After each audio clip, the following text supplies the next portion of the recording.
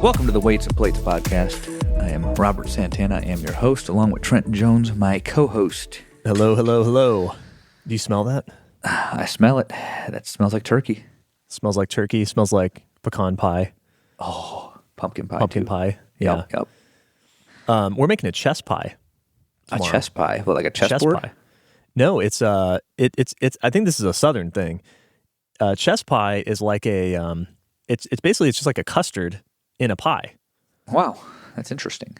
It's kind of a sweet, thick kind of pie. I don't know how to describe the texture of it, but it's good stuff. The way that the story goes is that it's actually it's an old slave recipe that kind of like made its way into, because it's a very simple pie to make, requires very few ingredients.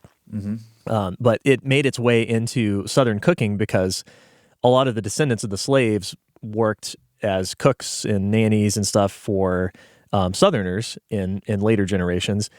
And there's some lady made a pie. The way that one of the stories goes that I've heard is some lady made a pie for a family for Thanksgiving, and they loved it. And they're like, "What is that? What is this pie?" And she's like, "It's just pie." And it became chess pie. Just pie. Yeah. So what's in it? So it's basically just like eggs, milk, buttermilk. So you just make a custard and, flour and sugar. I think some people put lemon in it for a little bit of citrus kick. But yeah, it's basically just like an egg custard, a sweet egg custard in a pie shell. It kind of has, and when you bake it, it kind of caramelizes the custard a little bit because it has a little bit extra sugar in it. So, it's just this nice caramely custard pie. That sounds real good, man. Yeah, pretty good. Pretty good. We're a lot more simple than that here. Just, good old-fashioned pumpkin pie. Yeah, nothing wrong with that, man. Yeah. We're going to have that, too.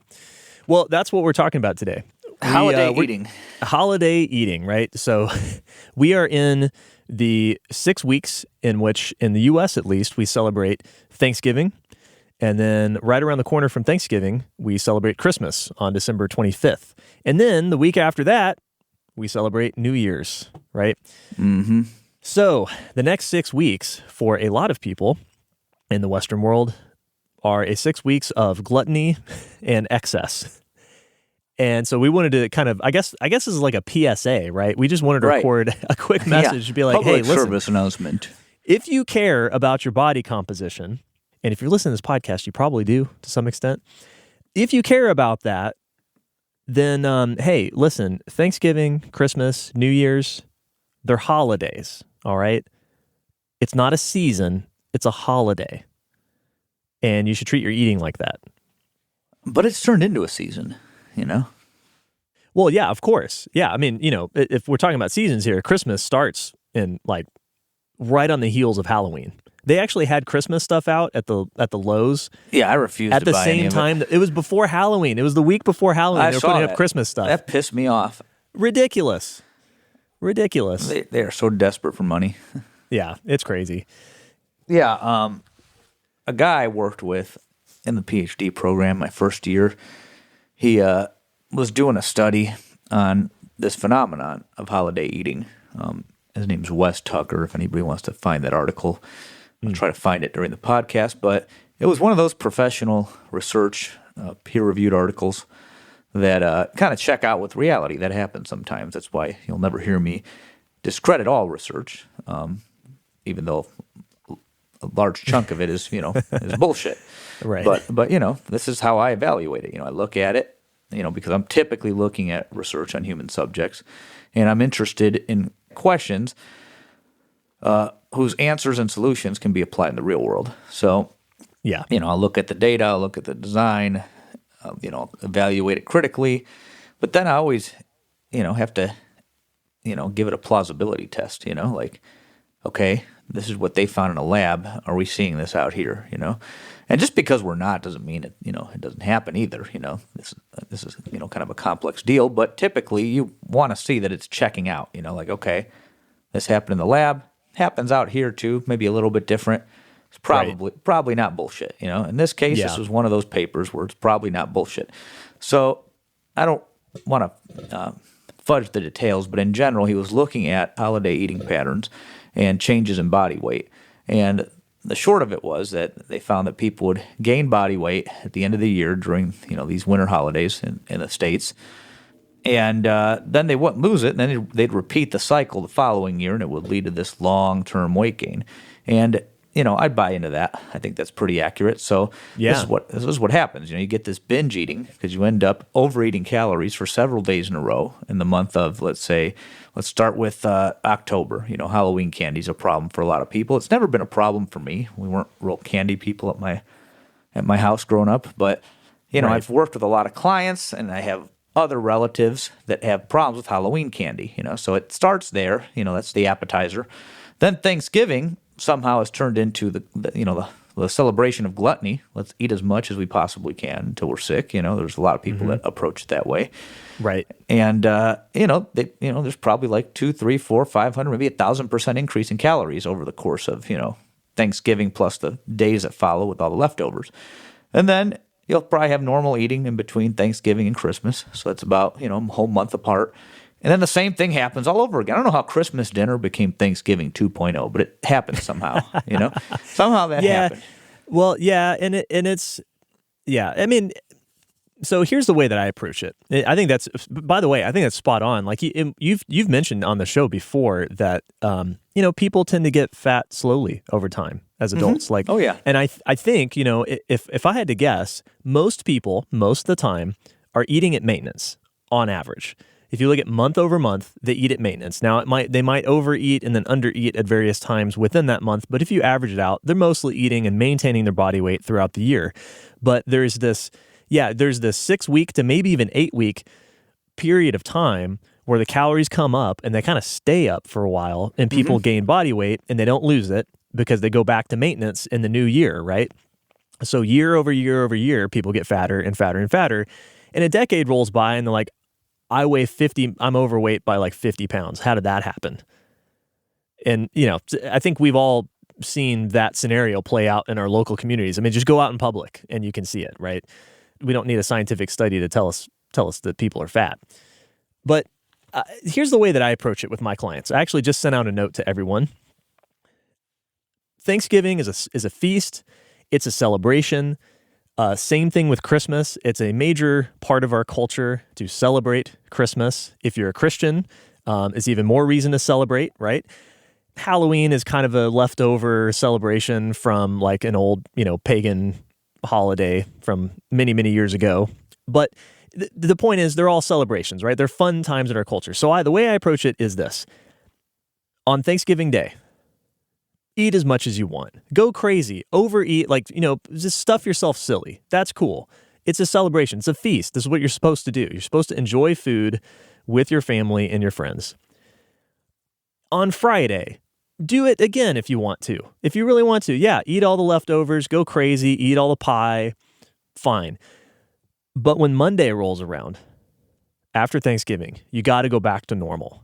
Mm-hmm. And I think that's where the breaking point is for a lot of people, is that they sort of, it's this all or nothing thinking where they're like, well, I ate so much. I'm like, who cares? We still got cookies left over. I'm just going to eat the cookies this week. Or, there's a holiday party at the office the week after Thanksgiving. I'll go to the holiday. I might as well have some cake. I've been eating cake already. Well, what's there to lose? There's always January 1st to fix it all up, right? Mm-hmm. And the problem is, it's that all or nothing thinking. They're like, well, because I pigged out for a couple of days, well, I just screwed up my diet anyway, so I'm just going to have to I'll just fix it all later when we get through the holidays. And then that becomes 6 weeks of eating, and now all of a sudden you've got to lose 10, 15 pounds to get back to baseline before you're back at baseline, right? Before you can even make any progress in your body composition. So that's what I like to tell people, is just like, it's a holiday, treat it like a holiday. Eat as much as you want, go crazy. You're not going to do that much, damage, so to speak. But when the Monday rolls around after Thanksgiving, you got to go back to your normal routine. Yeah, exactly. And that's what most people don't do, and right. Until after January. And, you have a couple things that happen. Might be oh, I'm going to be a New Year's resolution or go on a weight loss plan because I'm overweight. Then that lasts for about a month and maybe 2 months. By March, all those New Year's resolutioners are out of the Globo gyms. They used to tell me that when I worked at a Globo gym. And February is the month where they all fall off. Yeah, or they do nothing and just resume their pre-holiday eating habits, and which means they're maintaining the weight that has been gained from the holidays.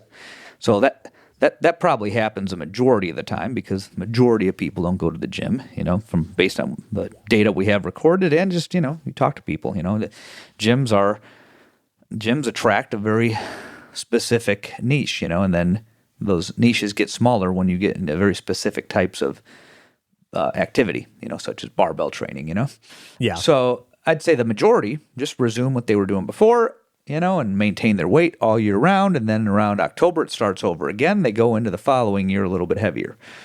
So what you want to do is, number one, obviously, as a diet coach, I find myself being a weekend coach, a weekend eating coach, or a dining out coach, and I've said this many times. There is this challenge that most nutrition coaching clients, and I'd say that most people face when they are in situations where food is provided to them by someone other than themselves.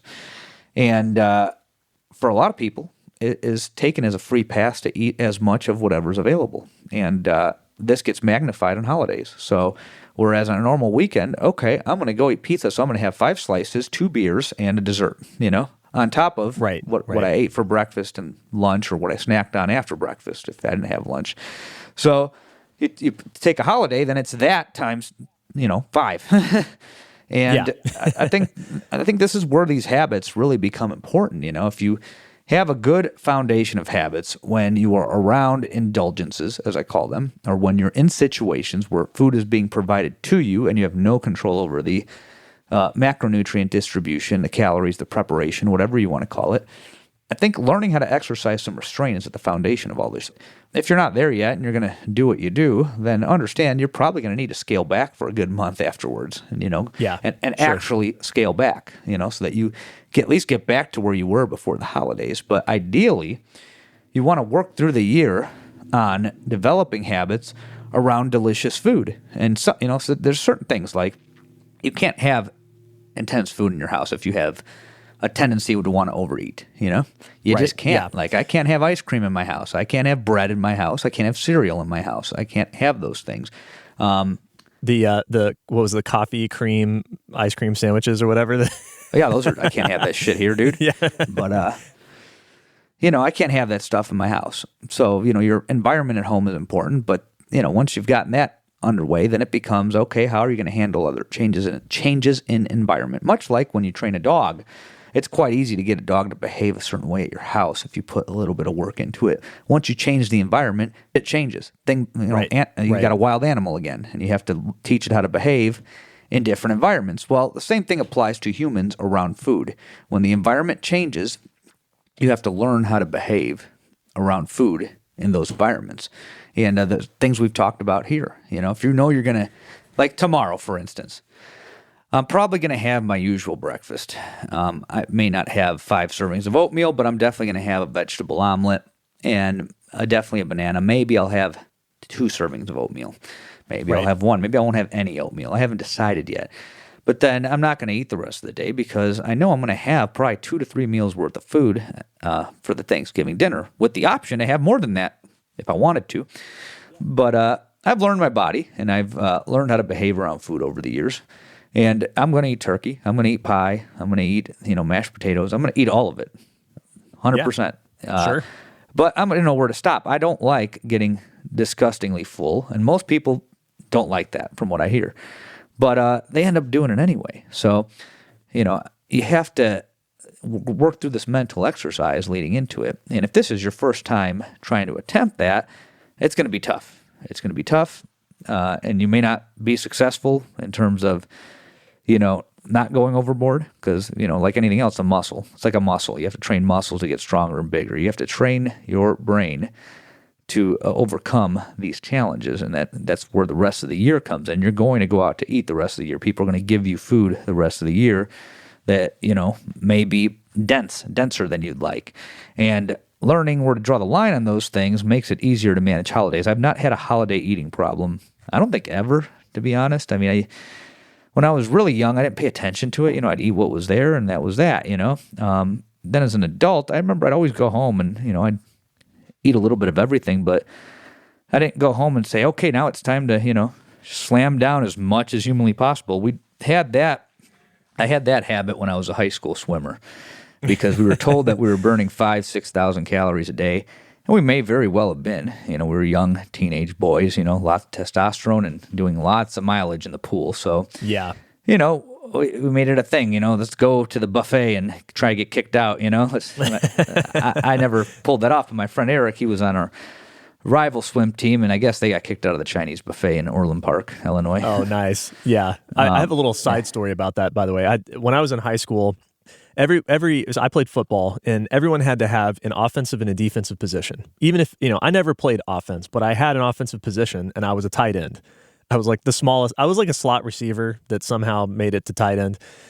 But anyway, so I was technically part of the offensive line, so I was tight with all the O-line guys. Well, every Thursday, the night before the game, those guys would go out for a huge buffet dinner, and they're always looking for new places, right? Mm-hmm. And so I tell them about Panda House that had this great, it's like super cheap fried rice platter. It was like at the time, it was like $4 or $5, and you get this just ridiculously huge plate of food. And so I'm like, guys, you got to check this out. It's great. You're going to love it. So those guys go to Panda House, and they're like, dude, it was so great. It's so cheap. You get so much food. I'm like, right on. And they go again the next week, and I think they went like 3 weeks in a row. And so I go back to Panda House, and they like doubled the price of the fried rice platter. I'm like, what the fuck, guys? Come on. Doubled You're killing me. Yeah. Well, because they've probably never sold that much fried rice in the history of the restaurant. And then I send like this, like 20 like huge dudes from high school that are, eating mountains of this stuff. Oh, man. So, yeah, you got to be careful about that if you're friends with football players on the offensive line. Yeah, if you're a former athlete, you don't get to keep eating like that after you finish your sport, that's another phenomenon, by the way. It's hard, yeah. Those guys have a lot of trouble with that sometimes. But, yeah, so I'm curious, like, well, how do you feel about the idea of just like giving yourself, because I think part of this is like it's psychological, right? You get to the holidays and there's, if you're fortunate enough to have like family and friends to spend it with, then like you get this like warm feeling of like, you know what, finally we get to relax. I'm always like thinking about deadlines and shit that I have to do, and the holidays are this little bit of time you just get to like relax all the responsibilities for a little bit. And I think that bleeds over into people's eating habits, right? Yeah. Where you're just like, oh, okay, I don't have to worry about what I'm eating today. I'm just going to eat. So what do you think about that idea of approaching it as like, I can eat whatever I want today and maybe even tomorrow, but then I got to cut it off, versus like, hey, let me eat whatever I want, but not as much as I want, and like actually trying to moderate on the day of Thanksgiving or Christmas. I lean more towards the latter, Okay. So to actually to try to moderate a little bit in the moment. Yeah, don't worry about the type of food you're eating. Have the pie, have the turkey, have the mashed potatoes, have all the goodies, but learn, set a stopping point, set some limits. Okay. These are, you're responsible for your own body. There's things that you're just always going to have to think about depending on who we're talking to. If you're the guy that can get up to 400 pounds quite easily, I'm sorry, you're never going to be able to not think about it to some extent. You're responsible for that unless you want to gain a bunch of weight. That is your reality, and it's that's unfortunate. So just like dialysis patients, right? They can't just relax and drink a gallon of orange juice; they'll die.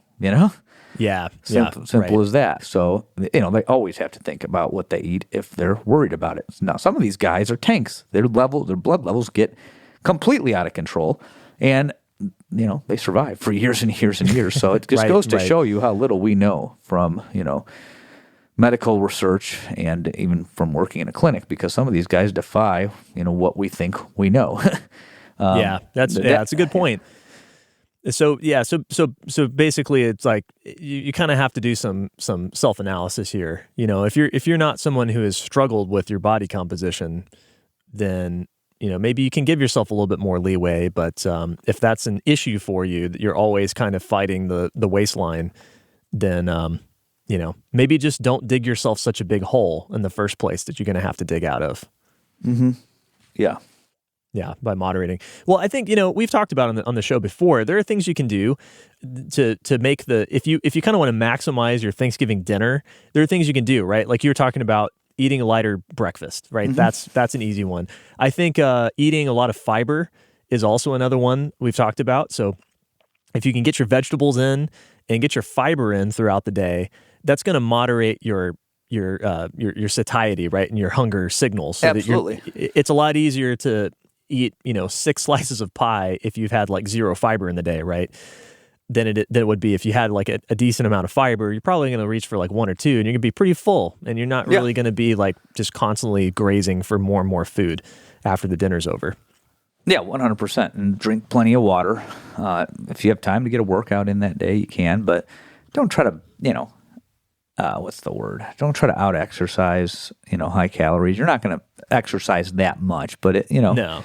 it does stimulate your appetite a little bit more, So Yeah. you don't get as sick eating more food. That's one benefit to it, but it's not going to, create enough of a energy expenditure to offset that. That's not why we're saying to do it. Right. It just feels good. There's some positive associations, right? Like I've noticed time and time again, people that when they start training regularly and they build the habit of training first, it makes their eating habits easier to change because now they have a reason. They're like, well, I'm making all this progress like with my training. I don't want to mess that up. Right. So the training drives compliance with eating habits. And so I think it's the same thing. It just creates this like nice positive association. It's like, all right, man, I trained. All right, I'm ready. Go have Thanksgiving dinner. We're going to have a big one. But I'm not going to go crazy because then you're thinking about like, well, it's like I trained today. Like it did something good for my body. Well, let's not like overdo it here either. Yeah. I'm probably going to hike tomorrow morning. That's what I did last Thanksgiving. Because I lift on Monday, Wednesday, Friday. So I have no reason to lift tomorrow, but I'll probably go on a hike and, that'll make me feel good. When I eat a large meal on days that I lift, it tends to go down easier, than versus days that I don't lift. There's, absolutely. Insulin response and all that kind of stuff. Yeah, all that fun jazz. But yeah, that's nothing crazy. Don't, go kill yourself on the treadmill for 3 hours to earn your right to eat. We never want people thinking they have to earn their right to eat through food. This is why I don't like training versus non-training days. I prescribe it to people, but basically I try to do that in a way where most of the calories that you get on a training day come from like a protein shake with, sugar. I don't like big calorie swings. Some people prefer that. They just don't like to eat that many carbs on days they don't lift.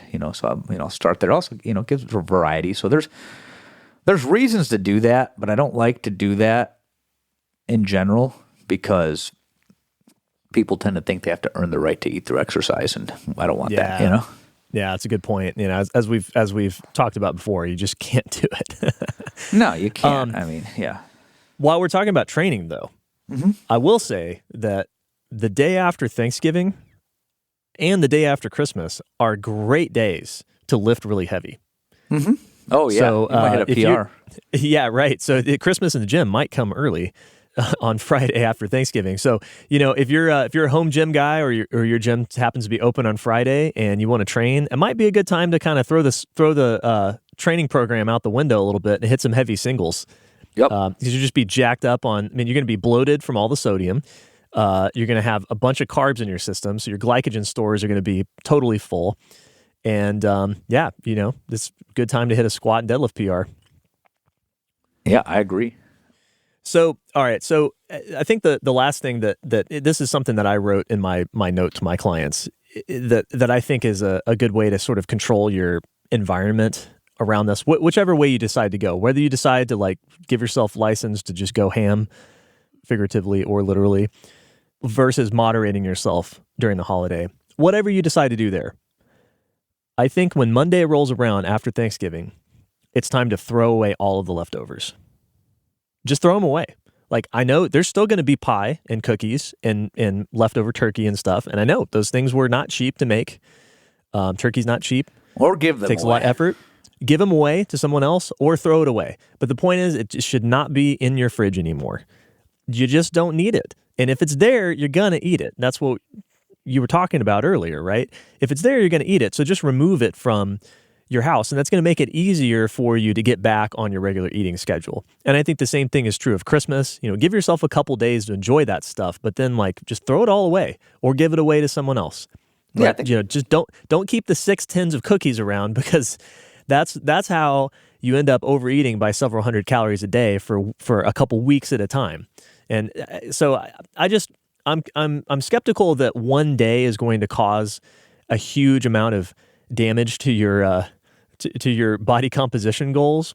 No, but 5 will. But 5 will, absolutely, right? So that's one easy way you can control your environment, is just get rid of it. Get rid of it one way or another. Don't keep stuff in your house that you're gonna binge eat for the next week, because you got another holiday coming up in a month, and then another one a week after that, most likely. You want to make sure that I think the theme here is you have to draw the line between what you can realistically consume and be comfortable with and have a good time and not to worry so much, and then what you would consider excessive. And I think that's what's missing in most people's diets in general. This is a first world problem. Historically we had to find food, and the best food wasn't available to everybody, and even getting the food you needed wasn't always, a guarantee. And we had famine cycles and all those wonderful things that kept us from having an obesity problem for centuries. But now food is widely available. Food options are probably the highest they've been in history. And of those options, you can condense calories into the palm of your hand now. You can get 1 to 2, 3 meals worth of food in a small item that's the size of the palm of your hand.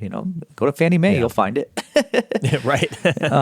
So Little Debbie snack shop. Yeah, Little Debbie snacks. So now we have to think about food, and people hate to admit this. Both on the clinical side. In the gyms, I remember dietitians would say, I hate the word diet, and then I hear, guys at the gym saying, oh, just eat. You need to eat a cheeseburger, things like that. Just eat and stop worrying about food. You have an eating disorder if you do anything to restrain yourself around food. And that's, an oversimplification of the larger problem. We have a lot of options available, and those options are calorically dense. And these foods are formulated in such a way where you can keep eating. Like high-fat, high-carb foods tend to stimulate your appetite more because you can override your satiety signals. This is another one of those things that was published in a professional research study that kind of checks out. Are there ever enough Oreos? Is there ever enough cereal? Is there ever enough chips? What do these all have in common? High-fat, high-carb, and also high salt for a lot of them too.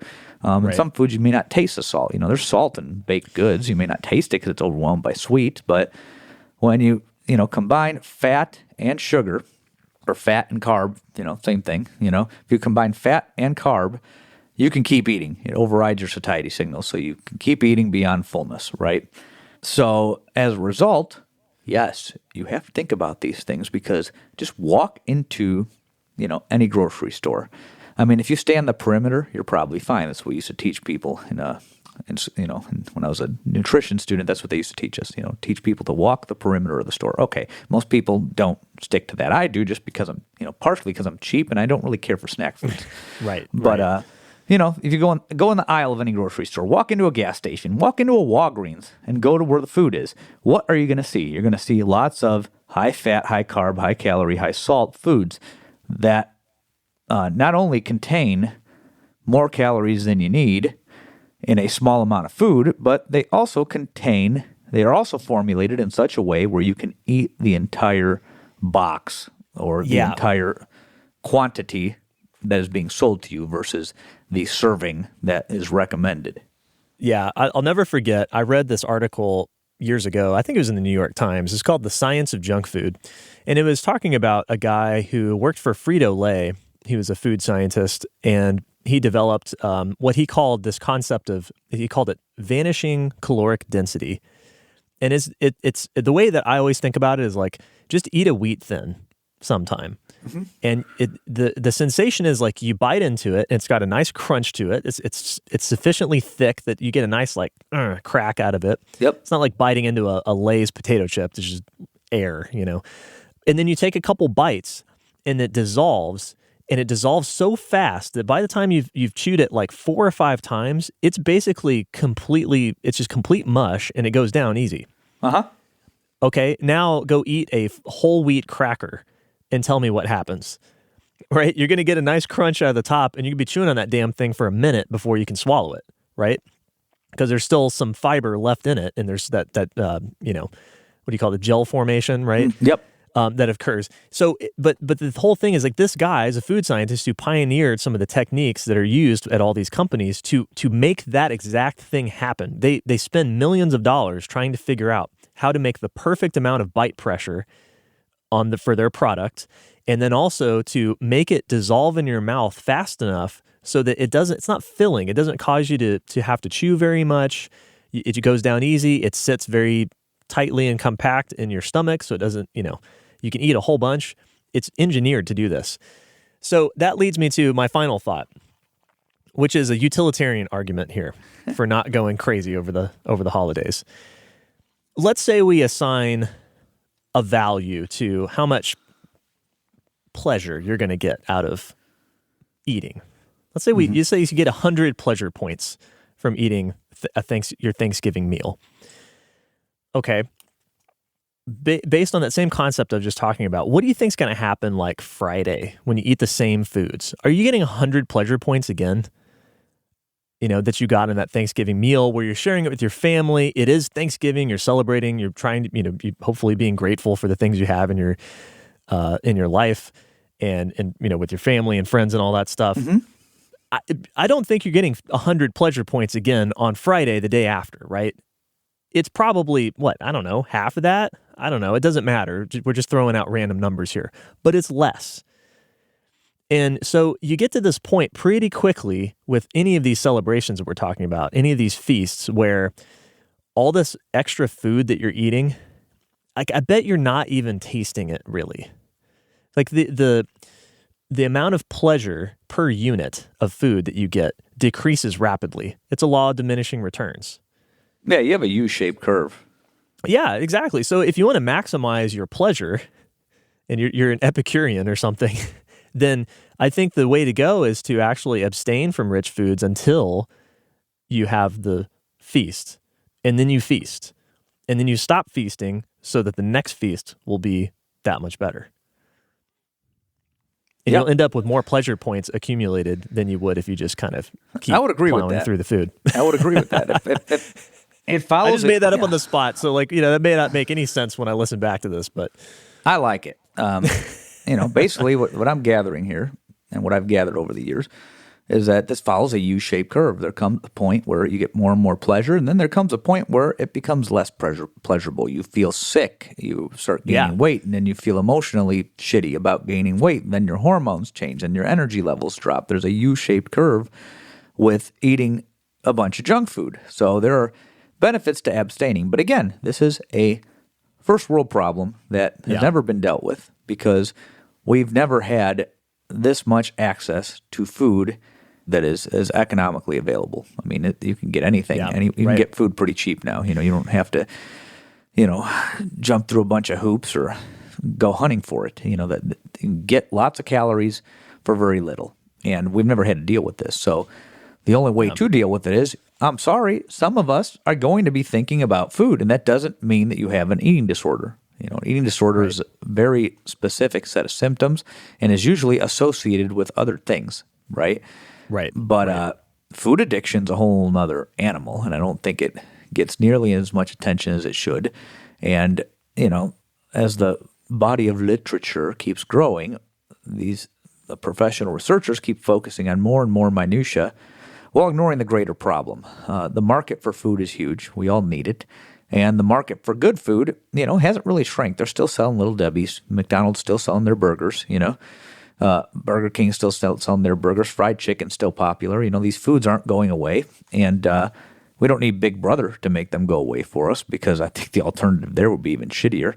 But as consumers of food, if you care about your health or your body composition, most people, let's be real, care about their body composition more than their health. Health has never been a big motivator to exercise and eat less, for the masses at least. Some of us out there, do it for that reason. I've done it for that reason. But what got me in the door was body composition, obviously. But, if that's something you care about, your body composition, which is tied to your health, then I'm sorry, you're going to be thinking about food just like a diabetic has to think about his blood sugar, type 1 diabetic especially. It's just something you're responsible for now, and that doesn't just go away because you feel bad. I'm sorry that it sucks, I don't want to, take my dog out to take a shit in the morning. I want to make my coffee first, but, I got to take the dog out to take a shit first because I don't want to shitting in the house, Right. So, she's a puppy. Actually, it's less of a problem now. Now we've gotten to the point where I could, get my coffee going first. But, I'm just giving examples. There's things that we have to do every day that, suck.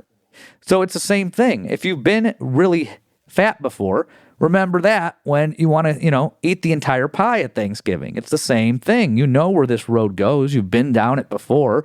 Or if you're currently heavy and want to lose weight, you know the things you've done to get there at this point, especially if you're older, you've probably dieted before, So that's what it is, it's unfortunate, but, we're, a wealthy society in terms of being able to manufacture large amounts of food and being able to provide food in calorically dense, small portions. So we have this new phenomenon in front of us, and the only weapon we have is our brains. We understand what's in it, and we have to make choices, which means we're always thinking about it because it's always in our face, and we want it. It feeds. It tastes good for a reason. So restraint. It takes practice, but if this is something that is truly important to you, you're looking at a lifetime of it. And it's it's not fun, but neither's flossing when you're fucking groggy and want to go to bed. For you Christians who are listening, interestingly, this season, the Nativity season, which begins in the ancient church on November 15th and lasts through Christmas until Theophany, the baptism of Jesus, or in the east or in the Western world, we call that it's Theophany in the East, and it's Epiphany in the West. This is traditionally a season of fasting, which is kind of interesting, right? So there's actually this is a time when, in the ancient Christian tradition, Christians would fast during this season and would only break that fast for the feast of Christmas. And then in the U.S., there's a dispensation for Eastern Orthodox Christians. I don't know if Catholics do this at all, but at least for Eastern Orthodox Christians, there's a dispensation for Thanksgiving because it's a major cultural holiday. But otherwise, it's a time where most are encouraged to fast, to your point. And I think part of that is there are spiritual benefits to fasting if you're a Christian, but on top of that, there's also, it's kind of like a muscle. You got to train it, and if you never fast, then you can't, it's hard to just go right into like an intense fast, right? You got to kind of keep that muscle going, and that's part of it. So, all right, well, enjoy your Thanksgiving. I hope you have a very happy Thanksgiving. I hope you have a good time with family and friends. I hope you can find some things to be grateful for this year. We all have something to be grateful for in this Western world. And I hope you can reflect on that and come out the other end ready to train and get back to it. But in the moment, enjoy your time out there. Happy Thanksgiving, y'all. Yeah. And on that note, I will second everything Trent just said because I have nothing to add to that. So, yeah, you have a happy Thanksgiving, and we'll just go ahead and close out. Yeah, we'll do it. Well, guys, we'll talk to you in a couple of weeks. If you want to find us, you know where to go. You can find me at marmalade_cream, or you can find me jonesbarbellclub@gmail.com. If you're interested in coaching, Santana, where can they find you? Well, we're doing it backwards today, so... Yeah, they're keeping you on your toes. Yeah. Usually I say thank you for tuning into the Weights and Plates podcast. You can find me at weightsandplates.com or on Instagram at _Robert_Santana or weights _and _plates. Very good. All right, guys, we'll talk to you in a couple weeks. Again, happy Thanksgiving.